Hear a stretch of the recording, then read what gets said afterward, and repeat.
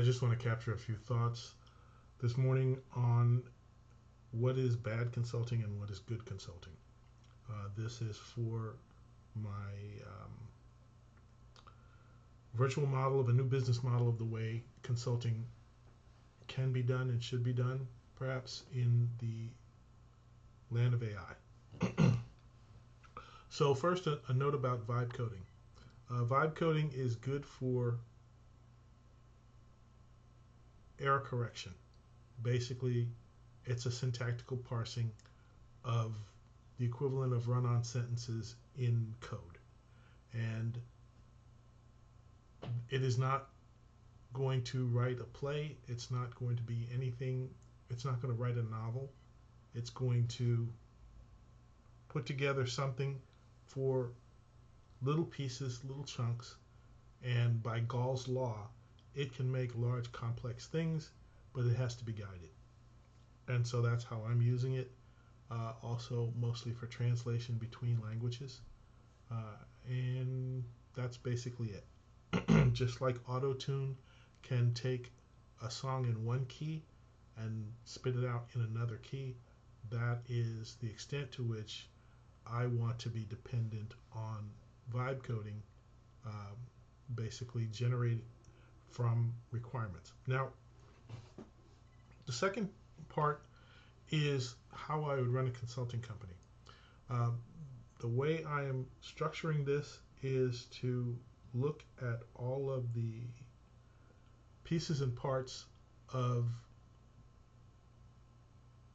a good self-service BI system that could feed into an AI catchment basin, as it were, uh, and give us new insights in higher dimensionality than what is currently being used. I expect that this higher dimensionality will be limited for the commercial purposes that online retailing is going to do, but in other areas of expertise or exchange, the higher dimensionality will slim down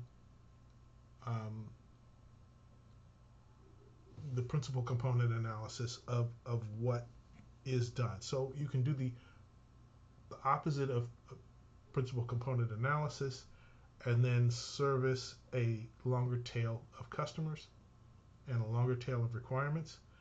And it can give you a sniff test on requirements that seem like they are superfluous. But here's the core of what I want to do. I'm going to revert to the long-term situation of any particular industry that calls for consulting. So, for example, if I'm in aviation, there are benchmarks that can be made based on the economics of that business model. We can identify those and we can capture all of the things that are necessary to calculate performance.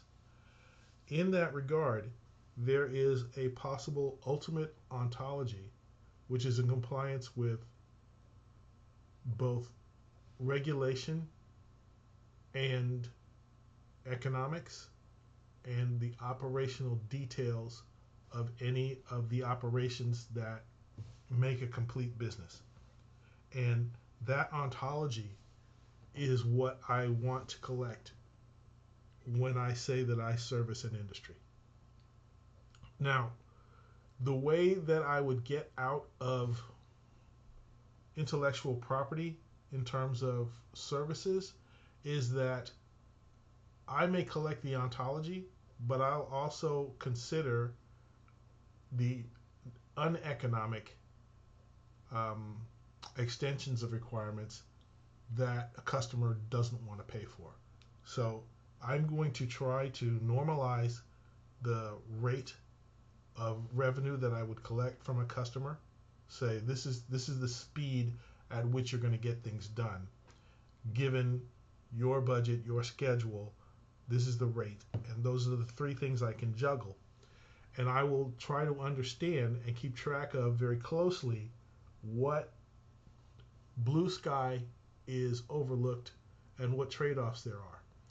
At a certain point, um, I will say that this developer, and I want to have engineers, a staff of engineers, as well as architects. It doesn't make sense for him to stay with us. I want you to hire him. And hiring that developer would be good for the developer because they will have a continuity of understanding the systems that are key to monitoring the performance of that business entity. And we will have the ultimate ontology, which by regulatory capacity is all that any business could do. So we don't get into proprietary formulas for monitoring a business. We're saying no. That's like saying Excel is proprietary. But the person who's using that Excel for you, you should own that person. That person should not be a consultant all the time because what am I going to do? Send them to your competitor? Well, if I can do that, then that makes sense. But if not, he should be part of your staff. And what I retain is the universe of possible under technology conditions, economic conditions, and regulatory conditions that say this is how it can be done.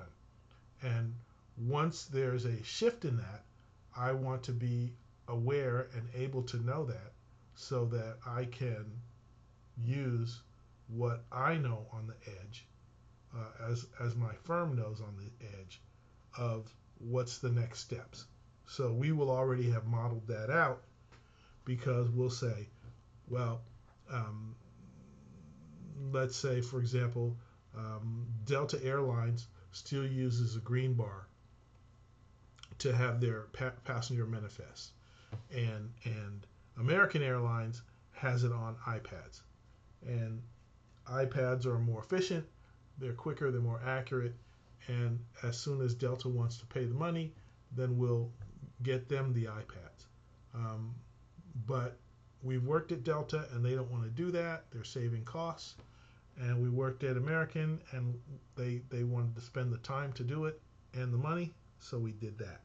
So that would be the difference in terms of capturing what our customers know in an ontology that has the framework again for what is operationally feasible, what works for a particular business model, and what is allowable within the scope of regulations.